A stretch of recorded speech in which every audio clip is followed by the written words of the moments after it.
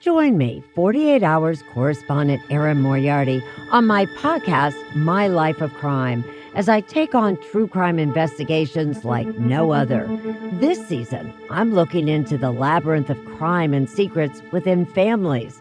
I'm cutting straight to the evidence and talking to the people directly involved, including investigators and the families of victims. Listen to My Life of Crime with Erin Moriarty wherever you get your podcasts. This episode is brought to you by Marvel Studios Echo. All episodes streaming January 9th, only on Hulu and Disney+. Rated TV MALV. Viewer discretion advised. Maya Lopez has betrayed her mentor, the Notorious Kingpin. Now on the run, she returns to her hometown to prepare for the biggest fight of her life. Don't miss Marvel Studios' hardest-hitting series yet. An epic 5-episode event. Marvel Studios Echo. All episodes streaming January 9th, only on Hulu and Disney+.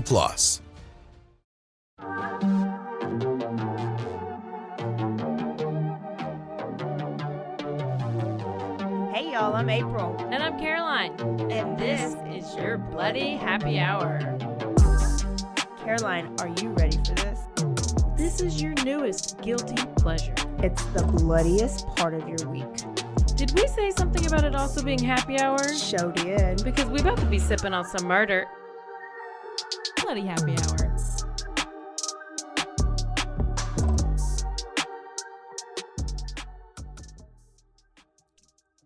Hey y'all, this is April. And this is Caroline. And this is part 2 of your Waco Massacre 100th episode. Story of the Koreshians, Branch Davidians, David Koresh. Where did we leave off? We left off at, I think he was just starting the compound? Yeah, he just got there. Just joining it. He just got there. He had got rid of George Roden. He had proven that George Roden was the Messiah, and so now he's at the compound. And so Koresh was described as handsome with a sexy Jesus vibe. Do you see it? Do you see it? Please say no. No. And he was officially and legally has changed his name to David Koresh for business purposes. Of course. And also because David is a very royal name in the Bible because of King David. And I think he wanted people to think that Branch Davidians was a branch of him. The Davidians. Yeah. Davidians. Yes. And maybe I was the only one that thought that, but I thought that. He was very charismatic. And he still loved music, and so he played music a lot, all the time for his people. And remember, he was supposed to be a rock star like Manson. So him and Manson at the same time were going to be a rock star. They failed, and so now he's just trying to be Jesus. And so this is plan B for him. So his most notable song was ironically, a song called A Madman in Waco, and they actually played it on the radio station here in Waco. Wow. Okay. But he wrote it about George Roden, his arch enemy. But people, you can find it on Spotify, and I may play it at the end. But when people hear it, you obviously, who do you think we think of? Koresh. Him, totally. So when David took over the compound, he started making some changes. He stockpiled weapons, of course, and ammunition. But for what? Like, what does a cult leader need all that for? They started to construct a new. He did some renovations, and he did not even need Chip and Joanna for this. It was not farm. Yeah, no, it wasn't farm chic. It wasn't like new modern. It was defensible, a fort-like compound. It was big as a city block. He needed a concrete bunker and needed a 4-story tower with windows and holes in there. Why does he need all these things? He knew something was coming that nobody else knew was coming. He was predicting something was coming. So the building also had no air conditioning, no heat, and no indoor plumbing. What? So, ew. and except for Koresh's room. So, cult leaders, you're full of shit. Yeah. His room had AC, so probably like a window unit, and heat. And he had a television, and he had liquor, and he had all the other comforts that everybody else wasn't allowed. Because, why couldn't they have it? Well, he was the sinful Messiah, and he got to bear everybody's sins. Oh, that's for them. He was that type of he was just that type of leader. He's a type of leader, yeah. He took all that for them That's so that nice they of didn't him, have though. to they didn't have to bear he those wanted sins to take on all the burdens of the sin for them. I mean, that's actually very a good thing to do. Yeah. So by this time, he had been preaching that he was the modern day Messiah and everything belonged to him, but especially the women and the girls. Now, at age 25, he married a 14-year-old girl named Rachel Jones, just one of his wives. I won't be able to talk about all of them. And her parents were also members of the congregation, and they gave her their consent for him to marry her. And at Texas at this time, you could marry a 14-year-old if your parents gave your consent. So Koresh also had the power at the compound to annul marriages. So you and Dirty Chad could have just got to Koresh, and he could have annulled your marriage, and you wouldn't have to worry about lawyers or anything. Well, that would have been nice. That would have been much easier. Oh, yeah. I would have definitely gone to him. Yeah. You could have just joined, too, while you're there. I probably would have. That state of mind.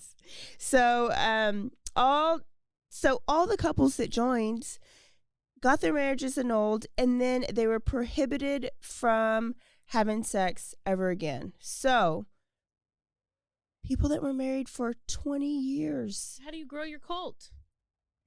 Oh, you could only have David sex with Koresh. him. Yes. Oh God. Either one, you were celibate. So men were celibate for forever. That's it. If you're a man, you're no longer allowed to get your wee-wee wet unless you are Koresh.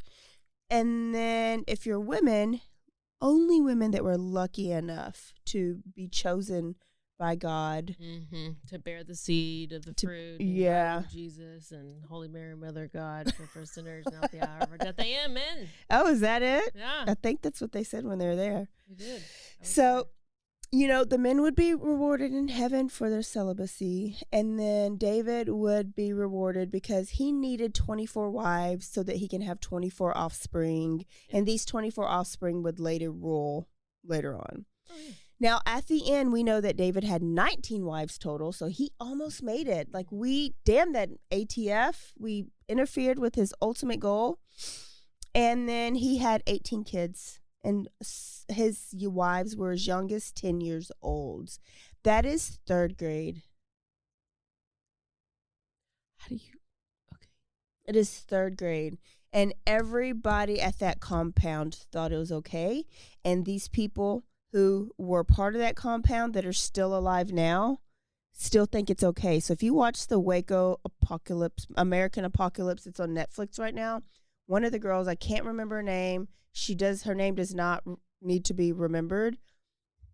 But she said, not a direct quote, but basically, he did nothing wrong because at 12 years old, you are a legal adult. But these girls were 10. Oh, so I don't know. So then it's okay or not okay? I don't know. At 12 years old, you're not an adult. At 10 years old, you're really not an adult. Yeah, you're definitely not an adult at 12 years old. When David's wives were divinely chosen, he didn't choose the ones that like he thought were prettiest or like had the biggest boobs or prettiest face. They were divinely chosen, Caroline. So you cannot call this lust. No. How dare you? They also got to wear a Star of David necklace, which I think is stupid because don't Jews wear that? I think so. David would exert power and mind control, and so he would randomly wake up in the middle of the night and implement these random stupid rules that they would follow. So, example, 4 o'clock in the morning, everybody wake up. Here's an air horn or some bells or whatever. And today's rule is you can only eat peanuts and bananas only all day. So everybody would just, okay. And then maybe the next day it's just apples and bananas. And then from now on, you're never allowed to eat apples and oranges together. You can only eat apples and bananas together. Are these really rules, or did you just make up an example? No, these are rules that came from people, Koreshians. They could only, okay. Yeah, and they're only plant-based diets, so you can't eat vegetables and fruit together. What would happen only if they happened fruits. to have a peanut on the day that peanuts were not allowed and it was only apples and oranges? You were publicly shamed. And whooped. Oh. And sometimes it was with a boat oar. Like, it's stupid. He would preach his sermons for hours long. He controlled every aspect of their life at the compounds, what they read, when they left, if they could leave. Kids had to be homeschooled, when they slept, how long they slept, what they ate, even their bathroom breaks, when they saw their family outside the compound. If you had to go to the bathroom during these hours and hours long sermons, you could not, and you had to use it on yourself. Oh, no. He would exert physical punishment to teach people a lesson if they seemed like they did not. Agree? Understand? Yeah, or like were even paying good attention. And these sermons were videotaped, so you could watch videotapes of these sermons, and you see these kids and these women and these men and these audiences watching and listening to these Bible studies, and they really do look like they're paying attention. But they would get beatings, and sometimes these kids would get beatings so bad that their bottoms would be bleeding. Women were not allowed to wear makeup or jewelry.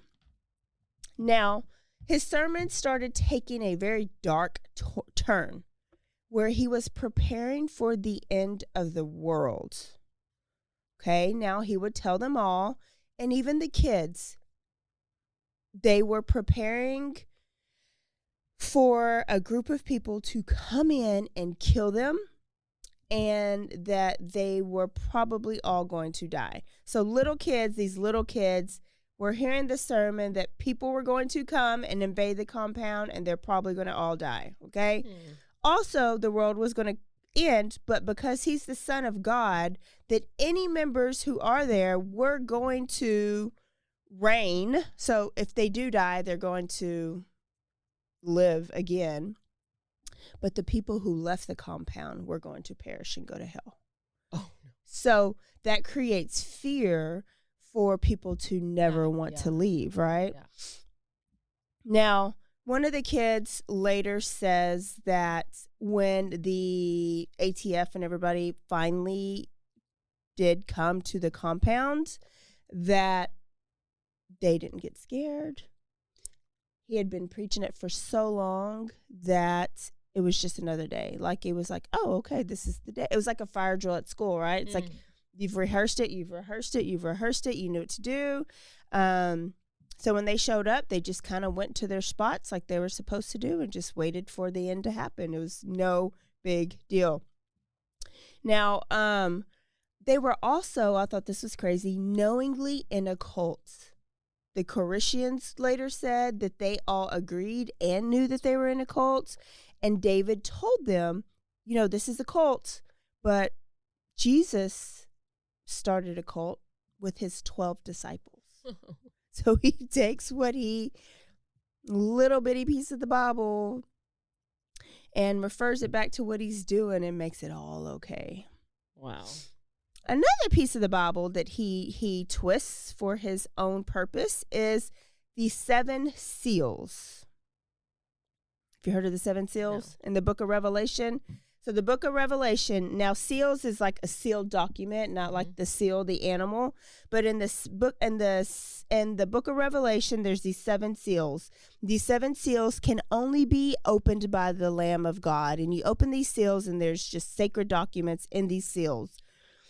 And that 7th seal, so basically only Jesus Christ can open these seals, right? And the Revelation is the end of the world. So the book of Revelation hasn't happened yet. We know that when that happens, it is going to be end of the world. That's when Christ is coming back. That's like the apocalypse. That's when we're either going to hell or when we're going to heaven. Okay?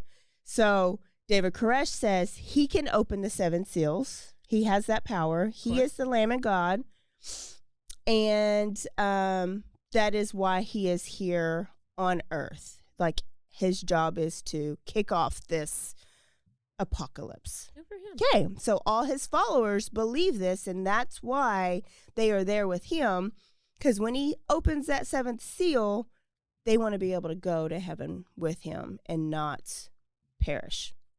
Now, these are not like just dumb people. These are Waco attorneys. These are people that had businesses and money and education from all over the world and all over the countries, all races. Every single race and ethnicity and socioeconomic background was a part of this cult. Australia, New England, New Zealand, they're from Hawaii, they're from Texas, they were from everywhere. So really nobody outside of this cult could have pointed fingers and said, oh, that's just poor people, or that's just white people, or that's just, especially black folks, because we're the first ones to say, oh, no, white folks, that's white folks shit. Do you know there's so many black folks in this cult? I was so shocked to see how many black folks were in this cult. So we can't say that. When a member joined, they had to sell all of their assets, everything. So Caroline, if you joined, you signed a bequeathment certificate. And it basically, first you had to sell your house, and then any other assets, if you had a trust, if you had any Roth IRAs, any retirement, everything, sell it all, sign this bequeathment certificate, and that signed all your money and your possessions over to the Branch Davidian Association. Guess who's the president of the Branch Davidian Association? David Koresh. So he bequeathed everybody. He bequeathed. Wow, that's impressive. Yeah. That's impressive.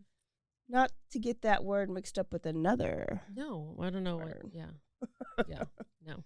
But this is very much like what Warren Jeffs did, Did they sign something like that too? Well, they just had to sell off all their property in order to move to the Zion or whatever that big, huge At least it was beautiful. This one, that was like a trailer palace house looking like that. Yes. They must have obviously I would a have lot more money, a lot more followers.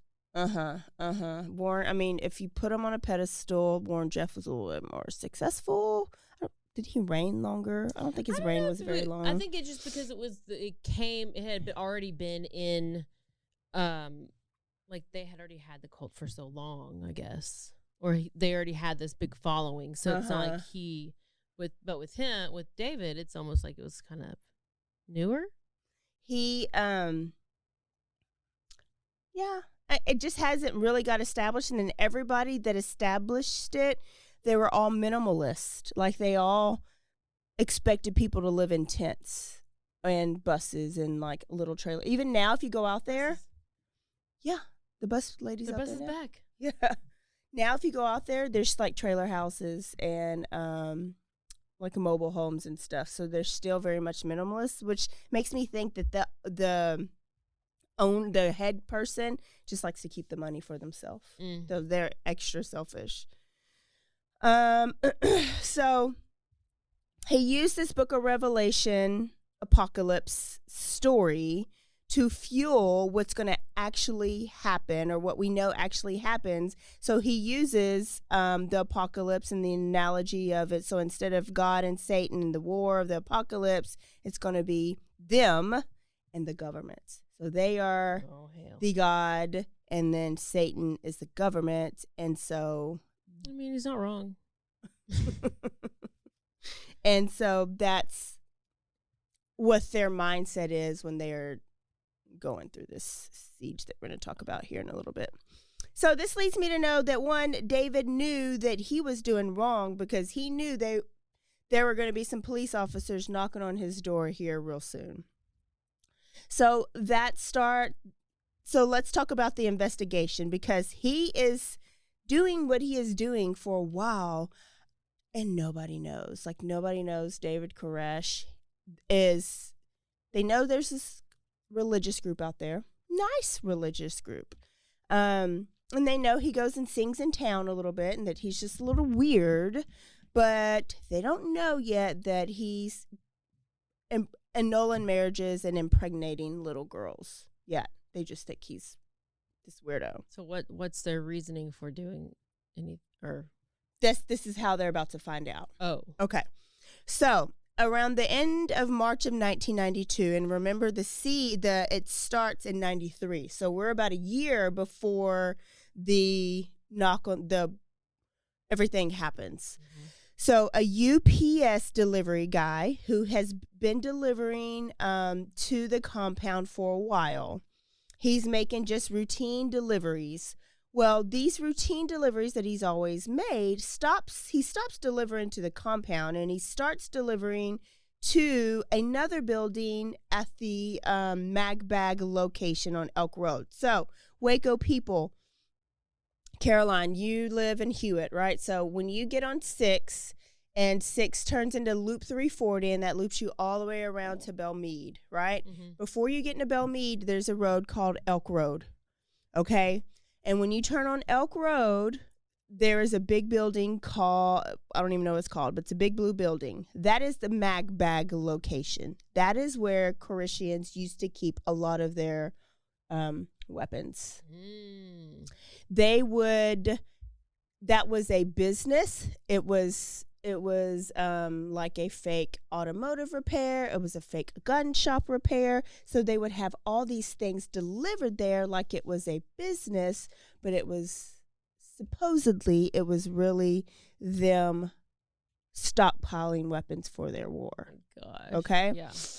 Now, so this UPS delivery guy was like, for some reason, I'm not going straight to the compound anymore. I'm stopping here. So he would stop there, which is just 5 or 6 miles from the compound. He would stop there, and somebody would meet him out. They would check him out. They'd call Koresh on the phone, and Koresh would have to give him the green light. And then this UPS guy would follow another Koreshian down to the compound. They'd let him in the gates. And now these nice religious guys are wearing army fatigues, and there's security guards at the gate. This one day, he picked up a box, and an empty grenade fell out.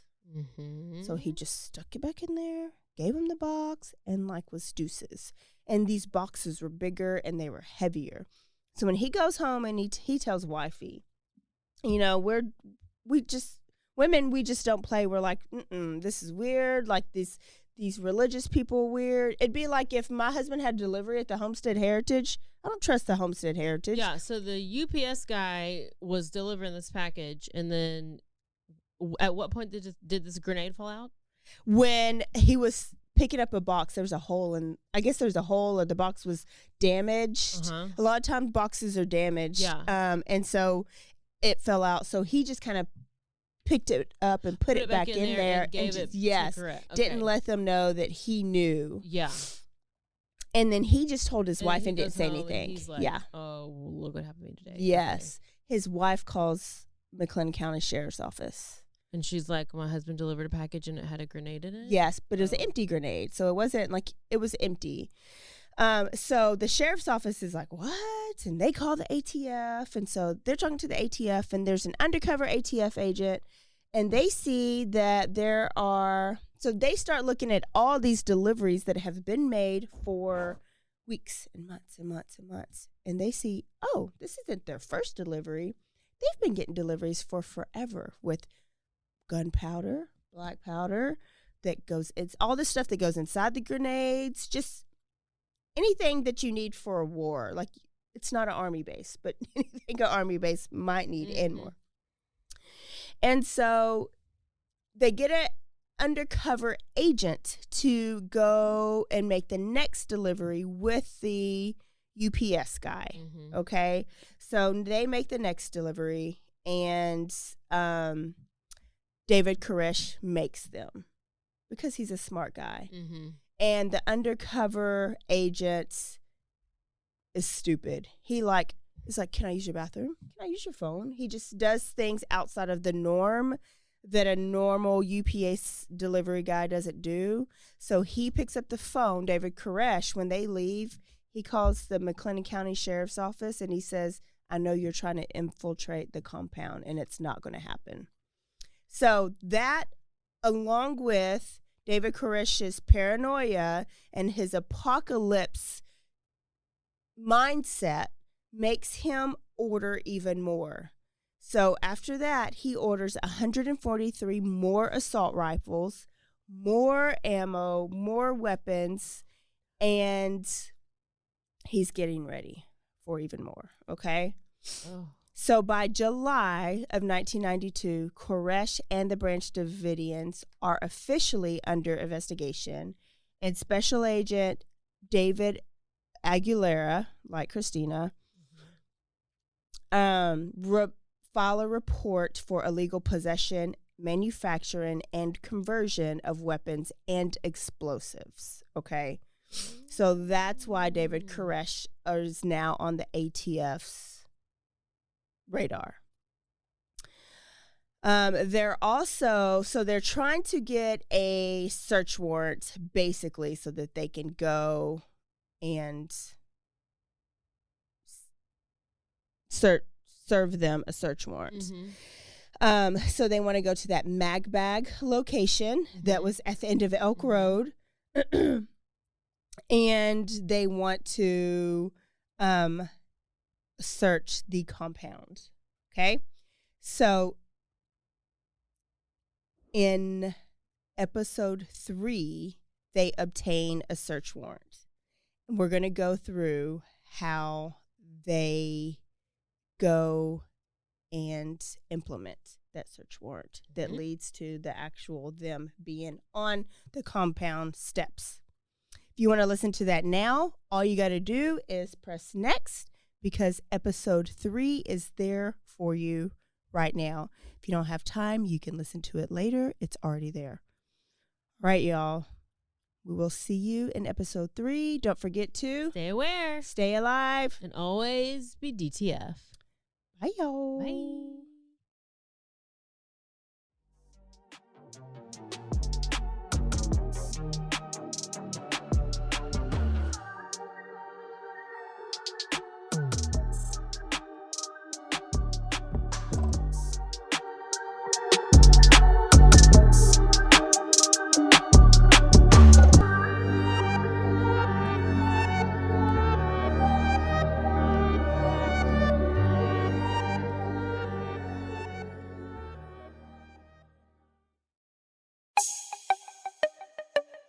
This has been a Rogue Media podcast.